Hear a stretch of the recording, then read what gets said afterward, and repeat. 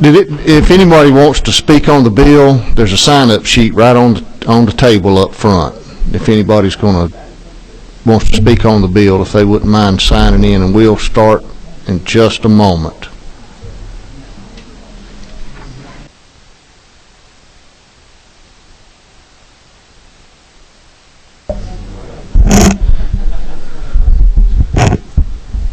We've got a few members. In the interest of time, let's go ahead and call the meeting to order, and I would ask Representative Dutton if he would open us up with a word of prayer. Dear Lord, thank you for this time together, and bless the actions that we take on this committee, and thank you for all the blessings that you've given us. In Jesus' name we pray. Amen. Thank you, Representative Dutton. Today's meeting is a hearing on House Bill 344 by the Vice Chairman of the Majority Caucus, Representative Ramsey. And at this time, you may proceed to explain your bill, sir.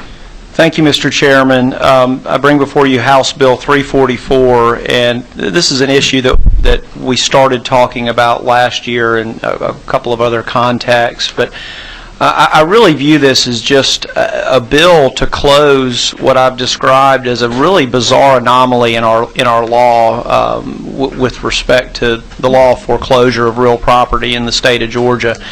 And I'm going to kind of explain. I practice law a little bit in this area, both on the creditor and the debtor side. I'm going to kind of explain how the foreclosure and confirmation statute works, and what I'm seeking to do. And so for those of you that have a little bit of expertise in this area, if you'll just indulge me for a few moments, for those that maybe haven't dealt with this area of the law on any extensive basis. Right now in the state of Georgia, if I am a creditor and I owe or my debtor owes me $1 million, and my debtor defaults on his loan, and that loan is secured by a piece of real property, and I decide to go forward and elect the remedy of foreclosure first. So I've defaulted on my loan, I owe $1 million, and I foreclose on the property.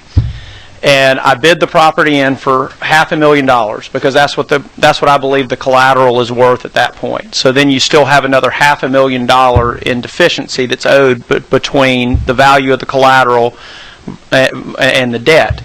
If I want to preserve my right to sue you for that other $500,000, that deficiency, I am required by law to go to court and do what's called confirm the sale. And what you do when you confirm a sale is you go to the court. You have to prove that you complied with all the legal notice statute, the notice, and everything that you're the advertising, everything you're required to do as part of a legal foreclosure. And you have to provide evidence to the court, and the court has to be satisfied that you bid the property in for at least fair market value. That's a provision that was put in place about 90 years ago, and it's purely a property rights debtor protection measure. And I'll tell you why it exists. It makes a lot of sense once you understand it.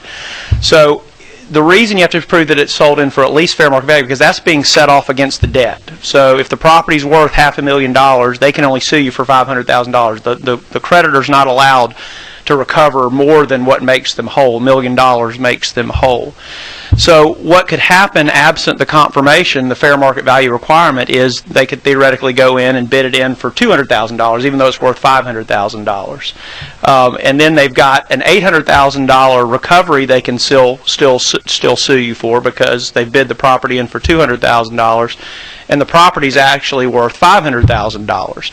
So what it does is it prevents double dipping, a windfall. And you have to go to court. I've been before Judge Caldwell before on these down in our circuit back in recent years, actually on both sides. And you have to go in, and it gives the debtor an opportunity to go before the court and provide evidence if they believe the property was bid in for less than fair market value.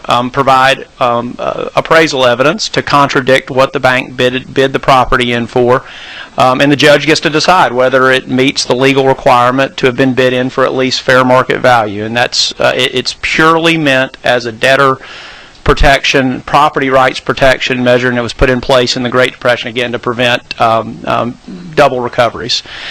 What has happened in recent years, and this has been heavily litigated, is in many instances lenders are electing, because there's no requirement that they foreclose first, that they can sue on the note first. So same scenario, I owe $1 million, I've defaulted on that loan. The lender lets the collateral sit out there. The security deed is still in place. He hasn't foreclosed on it, so I still own it. The title's still vested in me. The security deed is still good, but I elect to sue on the note first and get my judgment. So I go to court. I sue you. The bank. I, the creditor, sue you for $1 million, and I get my $1 million judgment because I defaulted. I owe that $1 million. After I get that judgment, I've got a legal judgment that's filed with the court. I then go and foreclose, and I foreclose on that $500,000 property, for instance, for $200,000. And let me say something. I'm not suggesting that this is all a quick digression here, that this is being done maliciously, but appraisers disagree. It happens every day. And this is all only about, the confirmation statute is only about giving the debtor a mechanism by which they can bring in evidence of fair market value.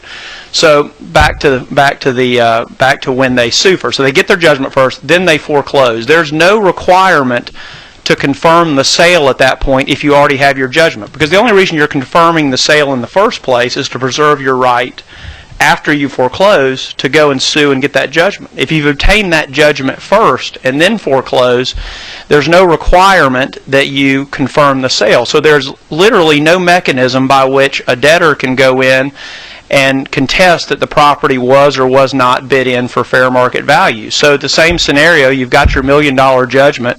They bid it in for $200,000. I've got appraisal evidence that says it's worth $500,000, but I don't have a form in which I can go in and contest fair market value of the property. That's exactly what this bill's about. All this bill does is put the debtor in the same exact posture they would be in if the bank would have elected to foreclose first. If they sue first and then foreclose subsequent to obtaining the judgment, it gives the debtor a 30-day window in which they can file a complaint with the court that says they believe the property was bid in for less than fair market value. They get an opportunity to put evidence on before the judge. The judge then decides what the ultimate value, the fair market value was, and then I've worked very closely with the banks, and frankly, this is not the original bill that I started out with. And the banks have several options if the court determines that they bid it in for less than fair market value. There's several options that the bank can elect at that point. They can set aside set off from the judgment the amount that the court deemed was fair market value. They can overturn the foreclosure sale and go back to where the position they were in before. So really, it really just gives the debtor the same opportunity to show evidence of fair market value in the situation where the judgment is obtained before the foreclosure, just as they've been allowed to do for nearly a century when the foreclosure occurs first and then the lender elects to confirm the sale so they can sue for the deficiency after the fact. I know this is a kind of a very esoteric area of the law. I'm sure there are questions, but that's really the guts of it right there. I view it as again, it's a weird anomaly in the law. It's been litigated whether or not it should apply after the fact, and the courts have said, if you read the holdings, we have to strictly construe the language of the legislature. In fact, the court literally almost said this doesn't really make sense to us at all, but because black and white, the way the legislature wrote it, we have to apply it that way. We have to strictly construe it. So I'm here offering HB 344 in the hopes that we're going to fix this bizarre anomaly in the law and put debtors and creditors in the same position that they're in, regardless of which election of remedy comes first, whether it's suing on the note first or it's foreclosing on the collateral first. Nothing more, nothing less. So with that, Mr. Chairman, I'm happy to yield for any questions from the members of the committee. Oh, and can I also mention there's an amendment. If you don't mind, if I'll speak to the amendment in the folder. I have no problem with that amendment except the last sentence. I object to the last sentence. I would consider everything else a friendly amendment, and I think the folks, the creditor groups that worked on this amendment, I think they will agree with me. The requirement that they put that the property owner provide an affidavit, I don't have a problem with that. But I do have a problem with being required to provide an entire appraisal report. That's something that's going to come out in discovery from both sides. But I don't think it's proper to have to turn over your entire appraisal report. I don't have a problem with the affidavit. I think the only other problem, and the people that are working on the amendment can speak to this, and it's really a technical problem. I think there's such thing as a licensed appraiser, and there's such thing as a registered appraiser. This says licensed, comma, registered real estate appraiser, because folks that there was a class of appraisers that were grandfathered in when we put our appraisal licensure statute in place. So I think to be technically accurate, it's going to need to say of a licensed or registered real estate appraiser on line 2 there, just for technical accuracy. So with that, Mr. Chairman, I'm happy to yield for any questions.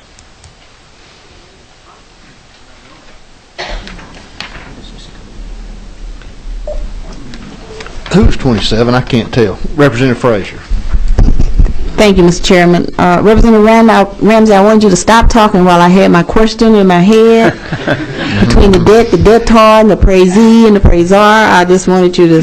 I apologize, Representative. Okay. I think I got it, a little bit of it. The question I have relates to first of all, is there a significant number of cases like this that we have that cause the need for this legislation? Absolutely. I think a member of your committee can speak to some in his law practice. I certainly can speak to them in my law practice. That it's become much more prevalent that lenders are electing to sue before foreclosing. So they're going, in many instances, the collateral is certainly not as valuable, and there's not an imperative to foreclose first. So in the instances when they're suing on the note and getting their legal judgment first, that's happening.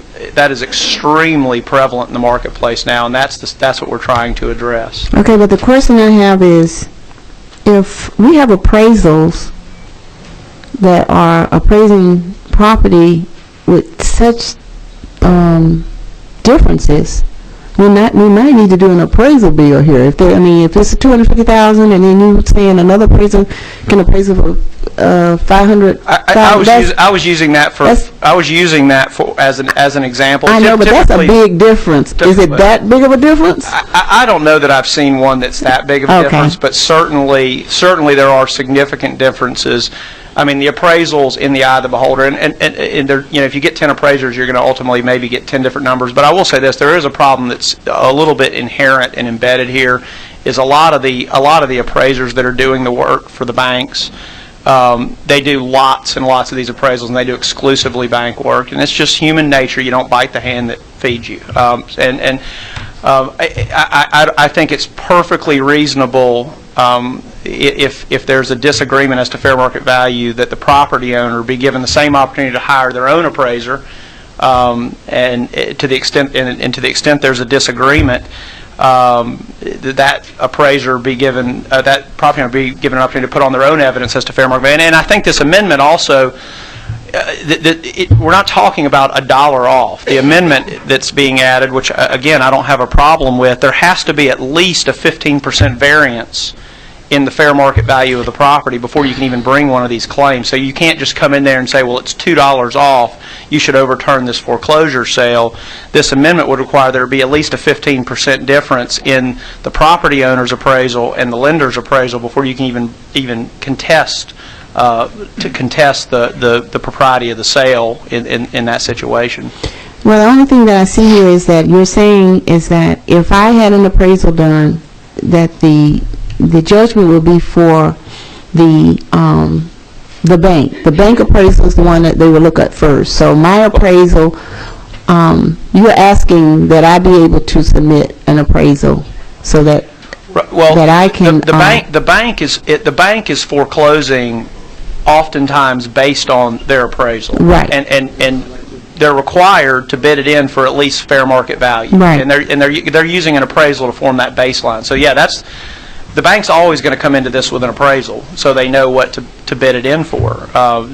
So Yeah, but that's you're always saying, the starting point. yeah, but you're saying that I feel that the bank that is below what it should be, and I'm bringing my own appraisal in. Exactly. And I want to submit that. And I want to be given, I want to be given the opportunity for the court to hear my evidence also and determine if the bank bid it in for at least 15% or more than fair market value. And that's the gist of this bill. That's the gist of the bill. Thank you. Thank you. Who's 14? And Mr. Chairman, can I add one more point to that? You can already do that if the bank forecloses first in the confirmation statute. All this does, right? If I owe you money and it's secured by a piece of property and you foreclose on my property, before you can sue me for the remainder, you have to go into court and confirm the sale and prove that it sold for at least fair value to preserve the right to sue me for the remainder. I just want to be given the opportunity, if you decide to sue me first and get the judgment and then foreclose after the fact, to get the fair market value of the property. Representative Flood. Thank you, Mr. Chairman. Representative Ramsey, I'm trying to figure out if this is more about the appraisal value or the judgment that happens before the foreclosure. Because if the bank was not allowed to both get a judgment and then foreclose, which essentially it wouldn't really matter what I mean, it seems to me like that's an unfair advantage that the bank holds to be able to provide both to get relief from a court for the entire amount, and then still, in addition to that, be able to foreclose. Well, no, I mean, well, first, this has nothing about limiting the selection of remedies and which comes first. The bank is only allowed to get made whole, whatever the value of the debt plus the fees. If it turns out you get that judgment, and then you foreclose after. This has never really happened in practice. This would be like seeing a unicorn. But if they were to get a judgment for $1 million, and then they go do their appraisal and they go to foreclose, and the property turns out is worth $1.2 million, they'd actually have to write a $200,000 check back to the debtor because there's equity in the property. That doesn't really happen. Certainly not in these times. But no, this is just about making sure that in the instance where the sue on the note, the judgment, seeking the judgment first via suit on the note happens first, and the foreclosure happens after, that you have the same right to as a debtor to prove what the property's worth because you disagree with what the bank bid it in for, so you get that full amount set off against your debt. Because once that foreclosure happens, if the judgment's already been attained, that $1 million judgment, they then foreclose, bid it in for $500,000, if it's $500,000 or for whatever that amount is. That full amount is then set off by operation of law against the debt. So then my judgment is effectively by law reduced to the amount that they've set off against it.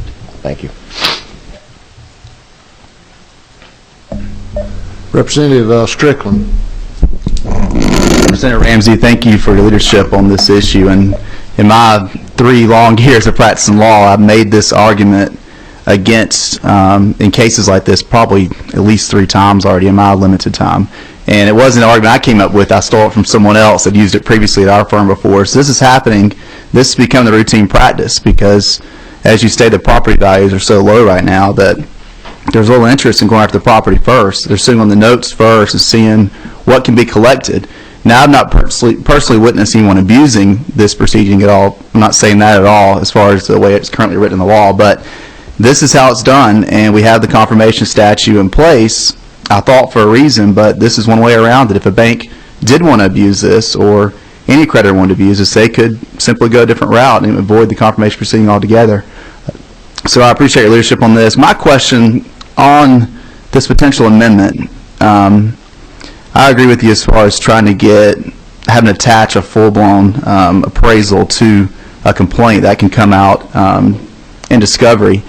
I'm wondering if there's going to be enough time after 30 days of a sale for someone that hasn't already gotten an appraisal recently to still get an appraisal on that property to know exactly what the value might be. And I wonder if we could adjust the 30 days, or leave this amendment out, because trying to find someone to sign on to what the value of property might be within such a short period of time. I've seen appraisals come out quickly, but if it's a commercial property, a large tract of land possibly, and it may take longer than 30 days possibly to get an appraisal done. I want to get your thoughts on that. Well, I don't want this, I've worked with the banks on this, and I understand. I don't want this to be perceived as putting a tool in place to just serve as a delay mechanism for debtors. We want this to happen quickly and efficiently, the same way the confirmation statute does. That was the reason for That's what I figured. the reason for the 30 days. I understand. I deal with appraisers all the time. I know 30 days it's going to be tough, and it's going to be incumbent upon the property owner. And I think just practically, in my own experience of dealing with appraisers on whether it's cases like this or eminent domain cases, the type of law that I practice, 45 to 60 days might be more reasonable, but I really just defer that to the wisdom of the committee. But the goal is to put a hard time limit on it, so this gets to court. It's a very limited issue that's being discussed. It's fair market. So really what we're talking about is a battle of two experts. They're going to put their evidence on, and then the judge, the court, is going to determine based on that evidence, just as they do in many other contexts in court every day. They're going to determine what that value is. So the 30 days, that's the rationale. I just defer to the wisdom of the committee on whether that 30 days is appropriate or not. And I would not suggest going much longer than that, because I agree it would be a way to delay a bank moving forward a property they had to go foreclose on. But possibly 45 days might be a way to kind of give a little more leeway on that. And I think removing the full report requirement helps, because certainly appraisers can research their comps and get the value relatively quickly through the process they're going to engage in.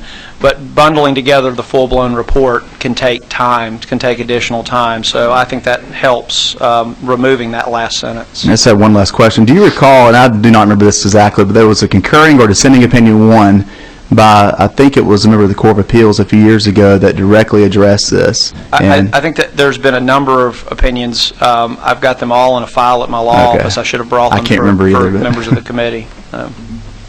Thank you. Representative Marin? Yes, Chair. Thank you, Mr. Chair. Representative Ramsey, can I ask the Chair this? Who brought the amendment forward? I think they're going to speak. It's a creditor group. I think they'll speak, and they can identify themselves. I'm not sure exactly the technical legal name of their entity. I think they're signed up to speak, though. I don't have the sign-up sheet here in front of me, so I'll let them identify. So it's not This supported by a member. No. So it's not an amendment. We're not having a vote. Okay, just an idea. Yeah. Okay. And I'm speaking to it because it was the only amendment that was in the folder. So.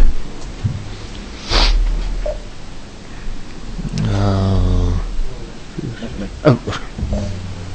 Chairman Nix. I had the same question. Who brought the amendment? And maybe whoever it is can address it, because I can't figure out where in the heck it fits. There's a B and there's no A to fit it under, so I'm not sure what the. Why don't I just take this? Let's consider the amendment. Let's consider the amendment a non-issue right now. Let's not call it an amendment. No, well, Right. this piece of paper. Let's just set this to the side. The idea. Yeah, let's set this to the side. And right now we're having a hearing on House Bill 344. Anybody that has any ideas about how to perfect House Bill 344 can sign up to speak and lay all that out. Okay, so clear up that confusion. That gets me. Thank you. So, Vice Chairman Williamson has a question. Thank you, Mr. Chairman. I think it might be a good opportunity to hit the pause button. Again, Representative Ramsey, I thank you for continuing to be diligent on behalf of constituents of yours that have an interest in this issue. But I kind of want to, I'm looking for Representative Frazier. She had to go? Okay. Well, several of us were in a subcommittee meeting this morning talking about a House resolution just reviewing the whole meltdown in the mortgage market, and we were principally in that meeting this morning talk about single-family residences. In this act, this bill, would you not agree, really is principally driven towards relief for investors and developers, principally commercial loans. A lot of it has to do with the developers, frankly, pushing in subdivisions in anticipation of being able to sell houses and market the lots, and then with the whole meltdown, that it was just devastated on the valuations of these commercial lots and subdivisions. A lot of people said that they call them pipe farms, where you fly over coming into Hartsville and you'll see neighborhood after neighborhood, all these streets pushed in with these white PVC pipes coming up marking where the sewer taps were. So, we've all experienced that. The good news is we heard in conversations this morning is the real estate market is coming back. What's coming back slowly also is our commercial banking industry here in the state. And I don't think anybody would disagree with the fact that the banking industry has taken hit after hit. We've lost 80-plus banks in the state of Georgia, and this will drive up the cost of capital in Georgia. It's one more, and I know you've worked diligently with, you and I have not had a single conversation about this, and frankly, I have not had any conversations with the bankers in the room either. I've been conspicuously absent from this discussion this year, but so what I'm trying to get to is that this is typically a reaction or an opportunity from your perspective to be able to help the developer market. There are compelling reasons for a financial institution to sue before foreclosure, and it can be, and I've seen this happen before, be situations where through no fault of the lender, there's environmental issues that have developed with the property. Improper storage of chemicals and tire dumps and things that when the bank does foreclose on them, all of a sudden they've gotten an environmental issue on their hands as well, especially on there's carrying cost issues that as soon as they foreclose, a bank forecloses on a development, let's say, then they might be subject to having to meet code provisions of the county to finish the subdivision, to pay the property taxes, to pay the maintenance of it, and all this is going on while the banker is trying to work out any kind of deal they can with the borrower in that situation.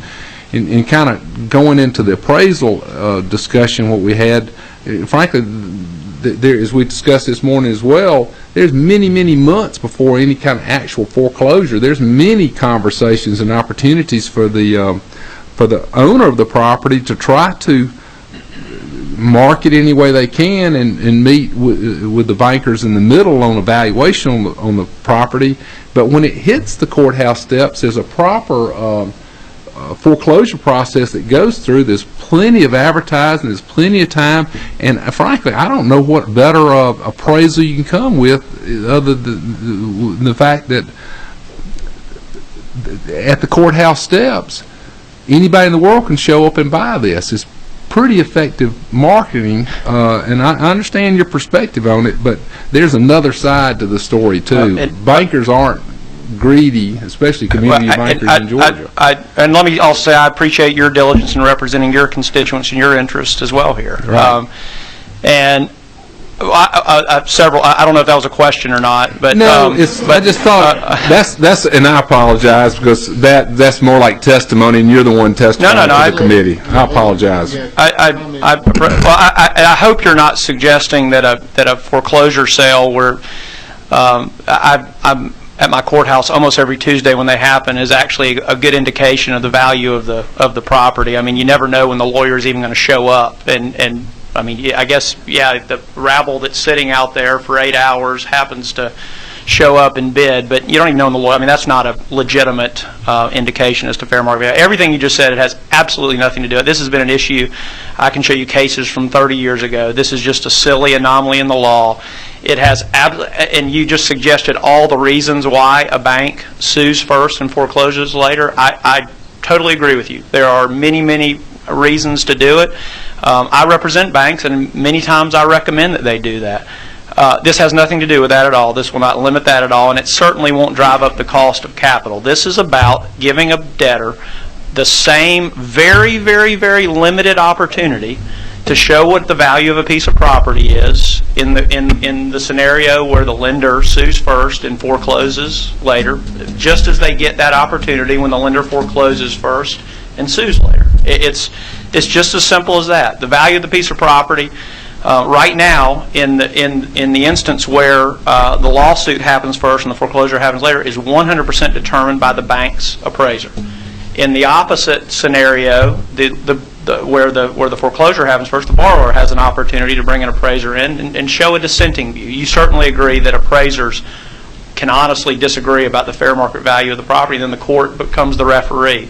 This just simply gives the borrower the opportunity, if one of those very many good reasons happen where they sue first and foreclose later, that they get an opportunity to bring in evidence of value of property. It's just as simple as that. And again, either we've got one of two things we should do. We should repeal the entire confirmation statute and do away with it and just remove that debtor protection, because it just doesn't make sense where the selection of remedy is what determines whether or not a property owner gets the right to show evidence as to fair market value, or we should pass this bill to close this bizarre anomaly in the law. Because as it exists, it just doesn't make sense. It's poor public policy where literally your opportunity to go in and contest fair market value of the property to be set off against your debt solely exists based on what remedy is selected first. So maybe you believe we should eliminate the confirmation statute, and that's an honest, legitimate public policy debate to have. But one of the two should happen, because the current public policy just doesn't make sense. Representative Williams. Judge Caldwell, I don't know if he'll be as scared of you as when he was in your court, but Nobody's scared of me. take a run at him. This is not a question about the policy of the bill, but I'm looking at line 13 and in just making it clearer to me. It appears to me when you say, I'm starting with line 12, when the holder of a deed secured debt, mortgage, or other lien contract against real estate obtains a judgment on the debt prior to the foreclosure sale, shouldn't you then say, and thereafter forecloses? It seems to make it clearer to say, yes, you got the judgment, and then you also foreclose, and the way this reads, it doesn't say that. It assumes that. Don't misunderstand me. Yes, sir, and I see your point. I mean, it does say within 30 days after the date of the sale on that next line. Right, but it might be clearer to say on that, where I just said maybe within 30 days after a subsequent foreclosure sale, something like that. I'm just looking at wording. I'm not attacking you, Bill. Yes, sir. Just trying to make it clearer so somebody doesn't have some problem with it down the road. Yes, sir. I think that's a fair point. Mr. Chairman, I'm supposed to have been someplace else 15 minutes ago, if it's all right. Since this is just a hearing. Thank you. Does anybody else have a question for Representative Ramsey? I've just got one quick question. You were talking about having, did you call me?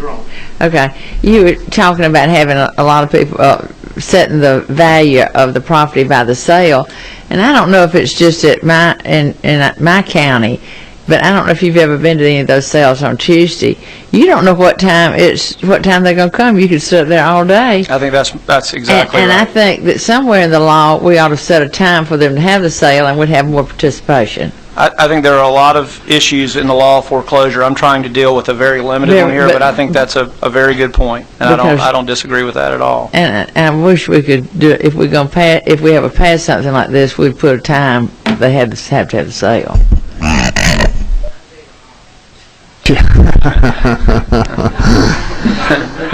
Yeah. There are no other questions for Mr. Ramsey. Representative Ramsey, I guess it all comes to, and this is the thing that the committee considers on this and other. This is a serious bill. It's a serious matter. You know, if all the banks were capitalized, if Tier 1, 15% capital, and unemployment was 2%, the economy was growing at 7 or 8% clip, we wouldn't be a very busy committee.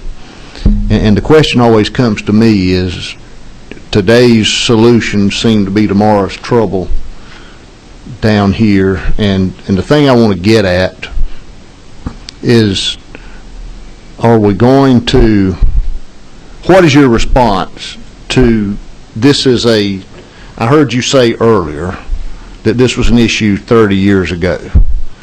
I mean, is it enough of an issue if we were not in this unique crisis to where foreclosures were so prevalent in these issues, would we still need this bill? Absolutely. It's a matter of just fundamental fairness. I mean, I think it's incumbent upon us as public policymakers to make sure the law makes sense and is applied equally and fairly. I mean, this is really a 100-year-old problem, because our predecessors that wrote this law, frankly missed something, and the courts have recognized they missed something.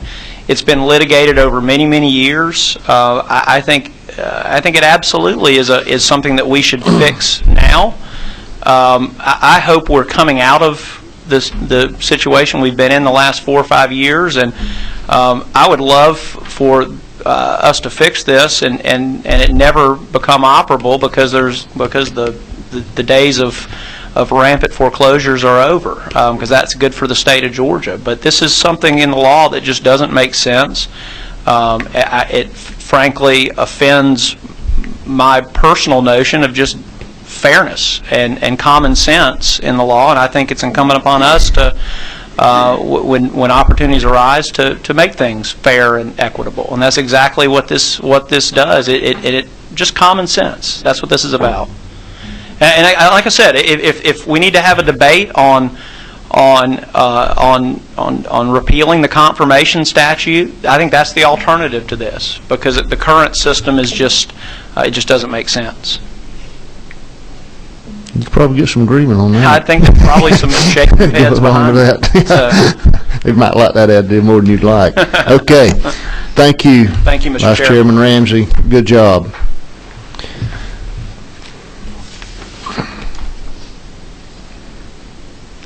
I see Steve Bridges and Joe Brannon side by side. Are y'all coming together?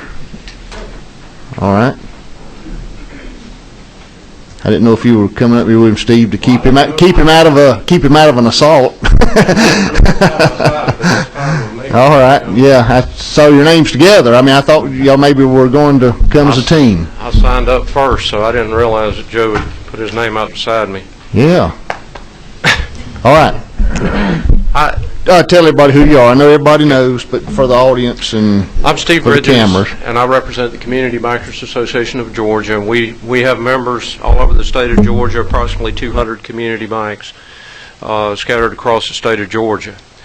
And we certainly appreciate the opportunity to testify today on House Bill 344. I want to, Mr. Chairman, I know you said that we're speaking to the bill and not the amendment. I guess just for the record, and that's what I'll do, but just for the record, I have not seen the amendment, so I don't know what the amendment even says, so it didn't come from us. But I want to start out by saying that Representative Ramsey has been very open with his process on this bill. In fact, I really couldn't ask anyone to be any more open than he has been, and work with us to any greater degree, I guess. Before he introduced the bill, he provided us with a copy of a draft bill, and he asked us to provide him with suggestions. And myself together, and I'm not giving Joe's testimony here, but this is just a fact, CBA and the GBA together went to talk with him, and we put together a group of bank attorneys and took a look at it, and we gave him some recommended changes back, and Representative Ramsey basically incorporated the changes that we gave him back. At the same time, I think we were very honest with Representative Ramsey in indicating to him at that time we certainly appreciate him incorporating, listening to our concerns and incorporating some suggested changes, but I think we were very honest with him and telling him at that time that we continued to have some concerns with this legislation, even with some of the recommended changes that we had given him. One of the points, I guess, that I want to make to begin with is that community bankers, and I'm not telling you can't bring me an example that refutes what I'm fixing to say. I'm not here to tell you that, but community bankers simply don't feel that they're an abuser of this situation that Representative Ramsey described. I mean, I've spoken with a large number of community banks and community bank attorneys, and they indicate they always bid an amount. In fact, some attorneys have told me that they require that any of their clients have a current appraisal that when they go to the courthouse to bid the property in. And we realize appraisals can vary. I get that. But we do not believe that community banks are bidding in real properties at lowball prices in order to continue to collect additional amounts, because that's only the amount that goes against the judgment. Let me tell you one reason that we have a number of incentives, and I can only speak for the people I represent. I represent the community banks. They're a highly regulated industry by state and federal regulators. Banks are required to have a current appraisal at the time of the foreclosure sale in order to support the amount that real estate is going to be booked when they take it in and have it as other real estate. Further, the banks have a regulatory incentive really to bid that property in at a realistic fair market value. And the reason I say that, particularly for community banks, is that they're going to have to take a hit to their capital for whatever amount that it's not worth. So if they're lowballing the appraisal and bid it in at that, then the regulator is going to look at that appraisal and make them write it down to that. So we've got an incentive for it to be a realistic market value that we're bidding it in at. That may not be a discipline that's in the law, but it's certainly something that our regulators require. And so I guess that's one of the points that I wanted to make is that I just don't think that we are, we bid it in at a fair market value based on an appraisal or up to the amount of our debt. We're not going to bid it in probably at more than what our debt is, but we bid it in at that level. The plus expenses, that's correct. But so again, I can only speak for the people I represent, but I just think that it's not a realistic scenario that we're talking about, that they would purposely, I guess, bid it in at a lower than at a low ball value, because there's disincentives to them to do that from other areas. The concerns that I wanted to mention fall into three categories, basically, that we have. The bill, if this bill passes, is going to create a significant amount of uncertainty in this new foreclosure process. It's impossible to know exactly how all of the different parties that are going to be involved in that are going to react to this new process that's prescribed. Yes, it's similar to the confirmation of sale hearing, and I get that. I understand that it's similar to that process on the deficiency judgment side, but it's really quite different in one way in particular. This statute is going to require that the judge in this case they're going to be required to come up with a precise number, what the statute refers to as true market value rather than fair market value.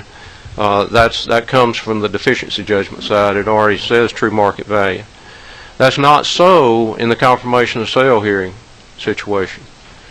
If they believe you bid what the property was worth, they can confirm the sale. They don't ever have to tell you what they really thought the property was worth. They don't ever have to come up with a value.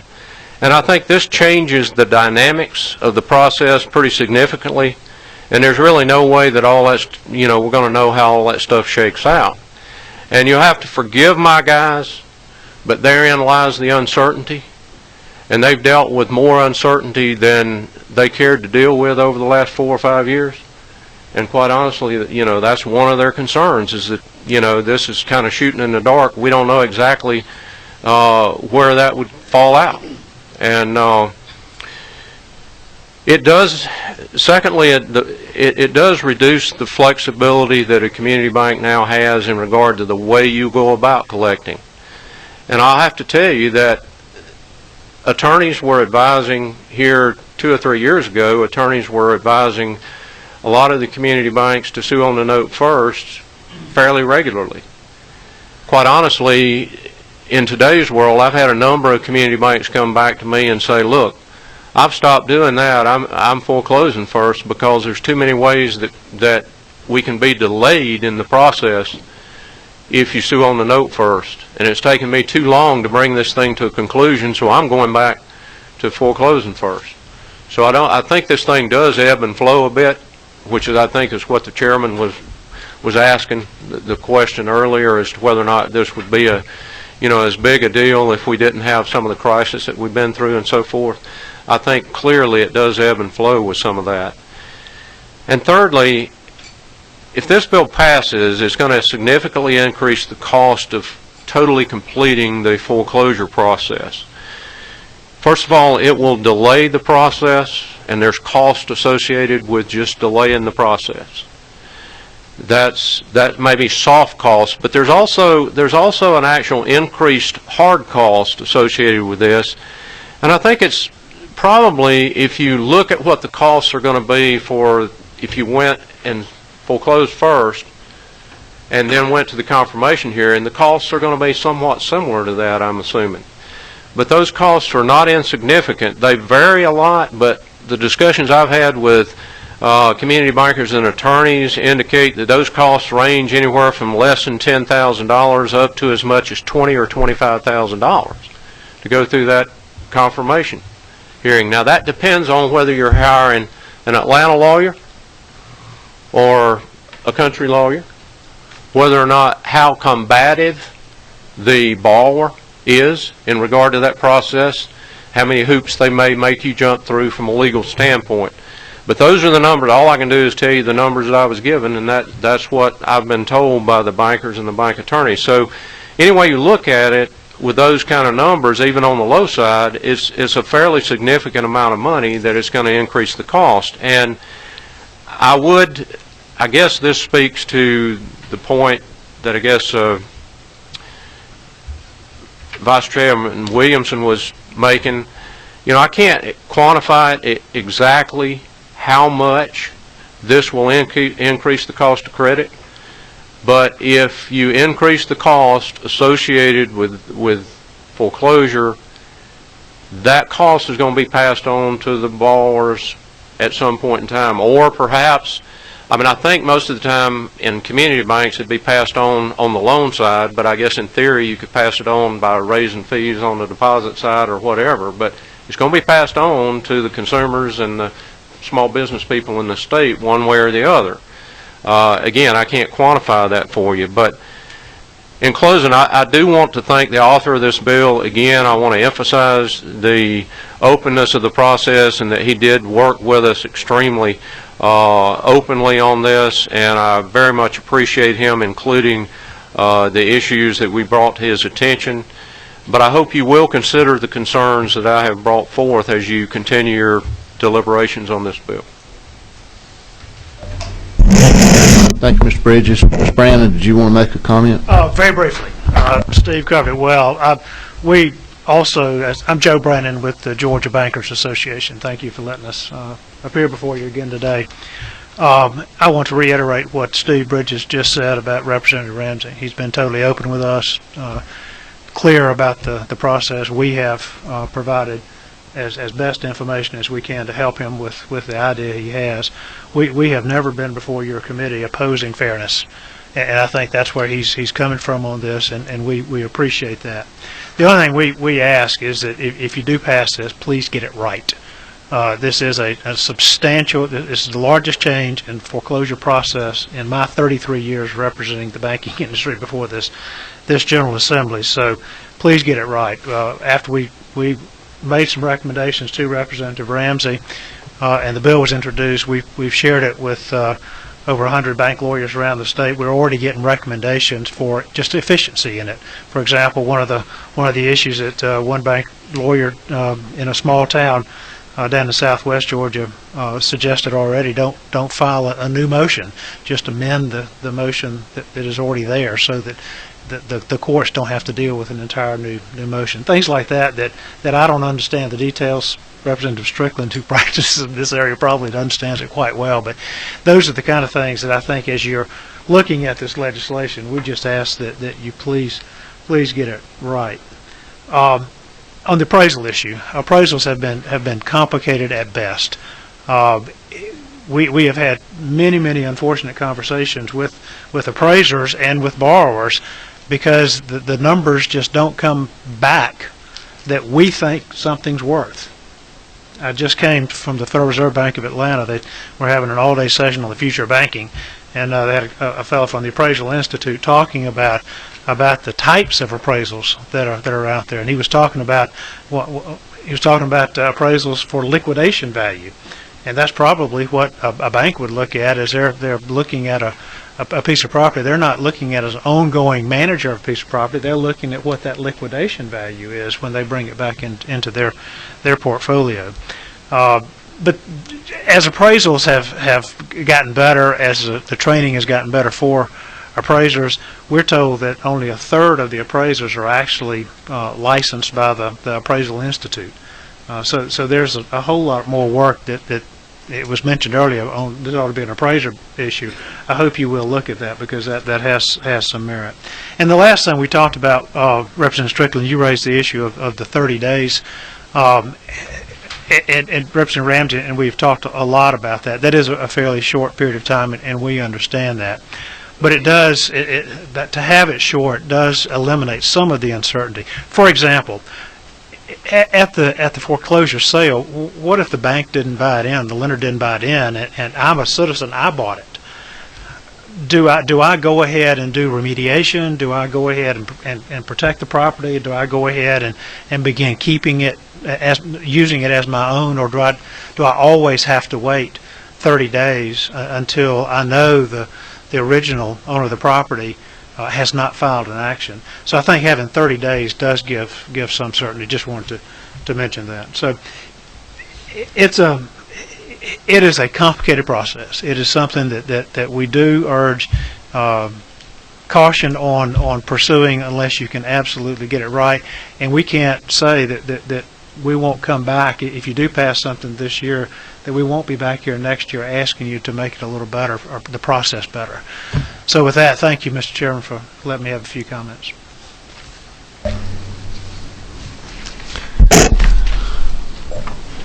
Representative Smith, I believe, has a question for one or both of you gentlemen. Yes. Thank you so much for coming in and your time today. I could have sworn I saw you earlier this morning at another. I believe you did. I thought so. Yes, sir. I have a couple of questions. First is, over the course of the last 2 months, since we've started the year 2013, has the federal government brought down any initiatives that would be prudent and logical going forward that we perhaps hadn't heard about, that would be conducive to something positive with where we are now?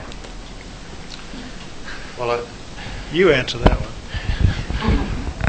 Well, I think that whether or not they're positive is probably in the eyes of the beholder, to be honest with you. But there's a number of things, as I think you heard in the earlier hearing that we were in together earlier today.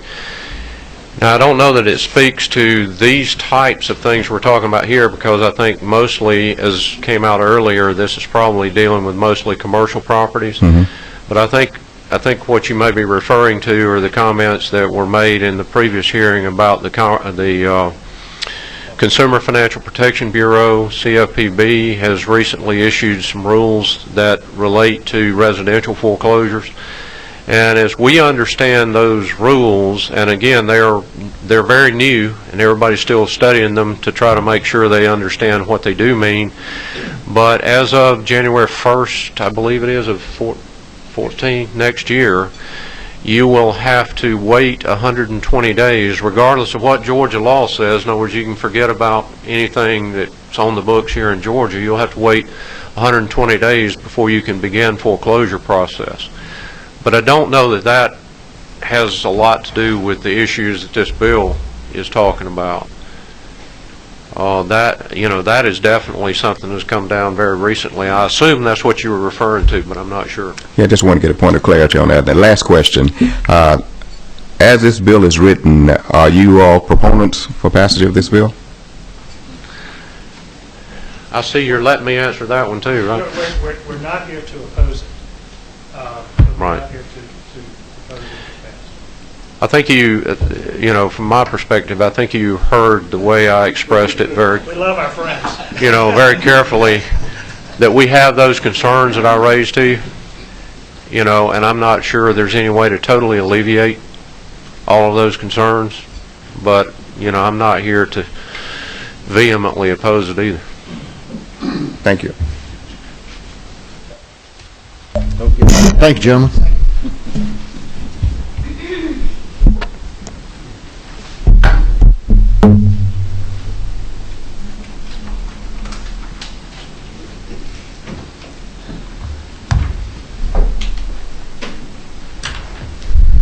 Thank you, Mr. Chairman, members of the committee. My name is Brad Hutchins. I'm an attorney, a litigator with the law firm of Weissman, Noack, Curry & Wilco here in Atlanta. I represent a number of creditors that take transfer of loans from banks. And they're the very ones who I think this bill may impact the most if it's passed. Many of those creditors in today's markets, as has been discussed here today, have chosen to go file suits on the notes and obtain judgments in Superior Court against the debtors, and then decide later whether to foreclose on the property or not. I want to thank the committee for taking the opportunity to review this in depth, to seriously consider it. I know you've given a lot of consideration to these issues last year and this year. And again, like Mr. Bridges, I want to thank Representative Ramsey. He's been very open and has asked us for any ideas that I might have, that my firm might have in connection with this bill. There's a couple things I want the committee to consider. We certainly recognize the importance of this issue and what the bill is trying to address, but there are two concerns that I have mainly about the bill. One is I want to make sure that if a complaint is filed after a foreclosure, to ask the court to determine market value, making sure there's really a question as to whether the market value of the property came at, whether the value of the property at the foreclosure sale was substantially less than market value. I would be concerned that debtors may use this as an opportunity to file a complaint in court and to delay the collection of the judgment that has been obtained against them. That's one of the reasons why, in response to Mr. Ramsey's request, we offered the amendment to add the requirement that an appraisal, or at least an affidavit from an appraiser, be attached to the complaint and express some value, some percentage of the market value of the property that appraiser has to say was not obtained at the foreclosure sale, so that we know there's a real live controversy that the courts need to consider. After all, we know two things. One, the courts are very busy these days, clogged. The judges have important issues to look at. And we all know that, at least if I was a debtor, I'd want to do whatever I could to delay the collection of the judgment that is against me. And we think this is at least an opportunity for everyone to understand there's a real live controversy in place. The second thing is, think about this from a creditor standpoint. We want to make sure, we would suggest that the committee try to make sure that if this goes into effect, that there's an expedited process in place for the court to consider the market value of the property. From a creditor standpoint, I've got a judgment against a debtor. Maybe it's $1 million, maybe it's $2 million, whatever it is. Once I've got that judgment, we all know there's a fraudulent transfer statute in place in Georgia that prohibits a debtor from transferring away his assets when he knows he owes money to someone, and it would be wrong, and a creditor could go sue a debtor if he transferred away his assets. But think about this. If in my experience, in a civil action filed in Superior Court, it can take 2-3 years to resolve that civil action, from the time it's filed to the time the court has a trial to the time that thing goes up on appeal. And during that 2 or 3 year period, as the bill is currently written, you'd have a situation where the creditor wouldn't have any idea how much their judgment was worth, or what the credits needed to be given, what set-offs there were. What we ask is that the committee consider that. Consider putting in place an expedited statutory process, such as is evident in other places in the Georgia Code, like dispossessory actions, where the court will consider this issue of market value of the property rapidly. We put together a complete of several additional suggested amendments to the bill, but what we would suggest is that the court, once a action such as this is filed, that there be an expedited service process, that the person who files the complaint have to serve the creditor with the complaint within something around 10 days of having filed the complaint. That way the creditor can go ahead and look at this, know within a rapid period of time that there's a complaint filed, have the creditor file an answer within a 30-day period so that the court proceedings can get moving. We would suggest that the bill be amended so that the court will have to consider this issue rapidly. We have looked at this. We suggest a 60-day time frame from service of the complaint on the creditor to the time the court should be required to have a hearing on the ultimate issue, which is the market value of the property. Maybe that's too short, but some time period within which the court must act. I mean, understand that in the if the Civil Practice Act, which normally governs civil proceedings in court, that if this is filed in the normal course, from the time that suit is filed, there's going to be 6 months of discovery which commence. After the 6 months of discovery is completed, you have the opportunity for motions to be filed. If motions are filed, there's time when hearings have to be held. I mean, there's all this time delay built into the current civil practice that would cause the creditor to have no idea what they could do with their judgment. So we ask that the court be required to have an ultimate hearing on this issue, expedited 60 days. We would ask that the Civil Practice Act not apply to this proceeding, so you don't have 6 months of discovery, and the court can have the hearing on the ultimate issue within a short amount of time. Of course, there should be some discovery. What we have put together in our suggested amendment is that each side be required within a specific amount of time of service of the answer to swap documents. Certainly the creditor is going to have an appraisal of the property. I always recommend that my creditor clients get an appraisal of the property at the time they do the foreclosure. They're going to have an appraisal. They need to give that to the debtor. The debtor is going to have had an appraiser who has filed an affidavit with a complaint. That appraisal should be given to the creditor. Everybody should understand what's going on. If depositions of each other's appraisers are going to take place, fine. But let's make sure that happens in an expedited period of time, not over a 6-month period. And then once the only other suggestions we have is that if the court is going to have this hearing within 60 days or some expedited time frame, let's make sure that there's an expedited appeal process. We all agree, I think, that if a court makes a decision, that there should be some review of that decision. But currently, in current practice in the Civil Practice Act, if you have an adverse opinion come out against you, you have 30 days to file a notice of appeal. Just another lengthy delay when the creditor doesn't know what's going on with his judgment. We would suggest a shortened period for appeal, maybe 5 days, so that everyone can get the case moving at the appellate court level and have it resolved. We would also suggest that the committee look at considering having the court be required to issue an opinion from the hearing that takes place within 60 days, issue an opinion, a ruling on what the market value of the property is within a shortened amount of time after the hearing, maybe 5 days, maybe 10 days. Oftentimes I am in a situation in court where I have a bench trial or a motion hearing, and I understand judges are busy, but it can take months before you get a ruling. So we have an entire amendment that we've put together for the bill. I apologize. The subsection B that was seen after the appraisal amendment went along with some of the other amendments we had done in the first part of the bill, and what we had put together was subsection A. But be happy to share those with you. We shared them with Representative Ramsey. We would just ask that you consider these issues. Let's make sure there's a real live controversy here, and let's make sure, please, that you consider an expedited process so we don't have a situation where everyone's in limbo for a 2 or 3 year period.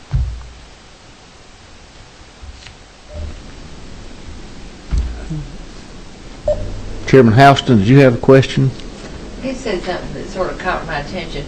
Now, your first statement, the first statement you made, you said something about you can decide if you want to foreclose, or would you say that statement again? Yes, ma'am. It was the crust of basically what Representative Ramsey was saying. In essence, today, a creditor who holds a note and security deed against, when someone gets a loan, there's a note that goes along with the loan and a security deed that attaches to the real property. Right. There's two different ways a creditor, a bank, whomever is the holder of that note and security deed can proceed to collect once it goes into default. They can choose to either go ahead and foreclose on the property, confirm the sale, seek a deficiency judgment. Once they get that deficiency judgment, move to collect on that judgment. The second route is what we've been talking about today, where you may sue on the note first, obtain a judgment against the debtor. So, do you decide that you bought the paper? Is that right? My clients. Your Yes, clients ma'am. buy the paper. So you decide which way you want to go. There are several things that go into the situation, paper. but that is correct. There's two paths you can proceed down. And this bill affects the second path. Well, so what happens if you sell the property for less than fair market value now?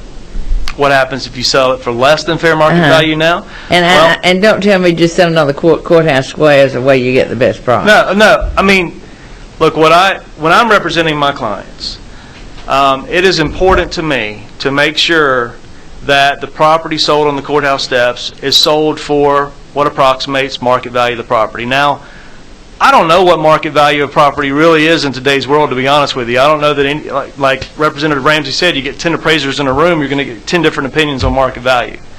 But I recommend that my clients get an appraisal of the property prior to the foreclosure to show what the appraiser's opinion is of the value of the property as of the date of foreclosure. And that's the amount, if no one else bids on the property at the foreclosure sale. If the property doesn't sell for more than that, I always recommend to my clients that their bid amount for the property be the appraisal amount. Let me ask a question. I'm talking about some big ifs. If we passed 344 with all of the amendments that you would propose, primarily dealing with avoiding delays. Correct.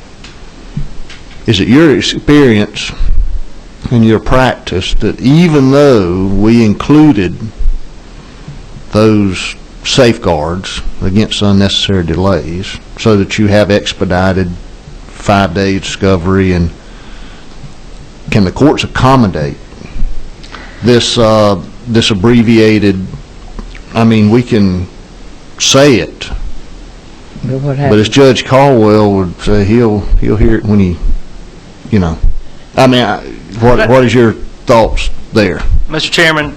Or is that really a solution in the real world? The way the bill is currently drafted, with the Civil Practice Act applying, with the normal 6 months of discovery, there is built in a substantial amount of delay. I recognize that there are several instances where the Georgia Code provides that a judge, a court, must do something within a specific amount of time, and he doesn't. He or she doesn't. There's not much as an attorney you can do about that unless you want to get into an argument with the judge and mandamus him. It's a whole other issue. But how often do you do that? I try to never do that. Because one thing I learned, if you mandamus a judge, he might rule, but he's going to rule against you. Certainly by not building in these safeguards, there's going to be delay. By building in these time periods, we would hope that it would encourage the courts to move the case along and give the attorneys at least an opportunity to argue that this case should be fast-tracked. Whereas right now, with the Civil Practice Act applying, normal rules of discovery, it's not possible. I hope I answered your question. You do, and I'm thinking something else, but I'm going to move on. That's Strickland.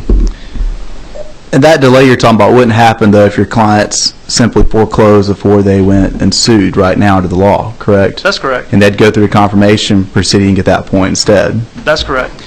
And do you agree with Vice Chairman Ramsey that if we don't do anything, if we don't act, we don't fill this hole in the law, as he called it, that the confirmation proceeding really doesn't serve any purpose? I certainly understand and recognize Representative Ramsey's concern. I understand that there are, in fact, two different avenues you can proceed down, one of which has some court oversight, one of which really does not right now. Except that if one is undertaking a collection action on a judgment against a debtor, the debtor always has an argument that a set-off should apply to the judgment that's being sought, and that he could argue that in the court at any time now. And if the property's already been sold for some amount of money, it's the same as if the payment schedule is wrong for the amounts the debtor's already paid on the loan, or what he's paid to the creditor post-judgment being obtained. He has the right to argue that the creditor's collecting too much money from him. There's set-offs that apply, but I recognize that there's not a built-in procedure now for a determination of whether that foreclosure sale was fair. I can't remember who said this earlier, but I do also recognize that in the current confirmation proceeding, the court is to decide whether the sale should be confirmed or not confirmed. The court is really not making a determination as to the specific dollar value amount of the property. Here he would be doing, the judge, he or she, would be doing more than just saying sale was good or not good, confirmed or not confirmed. The judge would be making a determination as to specific, excuse me, hard word for a southern boy to say, specific amount of the value of the property brought at the foreclosure sale. That is a difference. Now, the committee should, I would think, might want to consider that, but that is a difference. In a confirmation proceeding, is the burden not on the creditor in those kind of proceedings, and this actually put it on the debtor, though, which may make them two completely different actions? Is that not true as well? I don't disagree with you. Thank you. Yes. Representative Smith. Yes, sir. Thank you, sir. With respect to the timelines, you've alluded to the 6 months discovery process on a couple of occasions. I know this is truly a legal proceeding, so we're talking about probably a significant fiscal undertaking for representation and attorney's fees, are we not? Especially in the 6 months discovery process? Well, I'm certainly not going to suggest that attorneys wouldn't make money representing folks in this situation. But you know what? I mean, frankly, over a 2 or 3 year period, an attorney in this kind of case, if there's not built-in safeguards, is probably going to have an opportunity to charge his client a lot more than he or she would, if you were dealing with a situation where the hearing had to be held in 60 days and a quick appeal. Attorney's fees can build up quickly over attorney's fees can build up to a tremendous amount over a 2 or 3 year period. I see. Thank you. Well, that may be a good stopping point, blaming the lawyers. That's right. No kidding. Are there any more questions for Mr. Hutchins? Thank you, sir. All right. Thank you. And there was nobody else signed up for... I'll just be very brief. Okay. Mr. Chairman, members of the committee, my name is Suzanne Williams. I represent the Home Builders Association of Georgia, and I'm here to go on record as supporting House Bill 344. Thank you. Thank you. Anyone else? Thank you, witnesses, or speakers, witnesses, witnesses. That's too strong a word. Any other comments from the committee before we adjourn? I want to thank you. It's a serious subject. You've been very diligent. Good questions. Meeting adjourned.